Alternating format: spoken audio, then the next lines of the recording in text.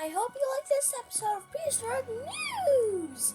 This week, the oldest theropod, a new Megalodon Nursery discovered, and the oldest birds, or maybe the oldest birds.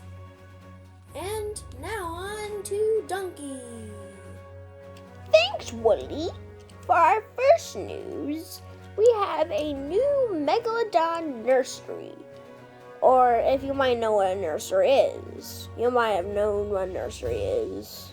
So, there's been many Megalodon nurseries throughout time. This one, or many of them, have been discovered throughout the Pliocene and the Miocene, or put it in geological order, it's Miocene and Pliocene. They haven't been discovered in then, they were just those are what they date back to.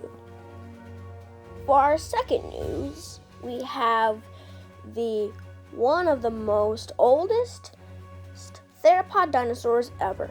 You can see how they kind of look like Coelophysis. And these are what their bones look like. And for our final news, we have a skull from one of the very first birds ever. Here is a picture of what an artist thought they might have looked like. Back to you, Willie. Well, that's all we have today, folks. I hope you like this episode of Prehistoric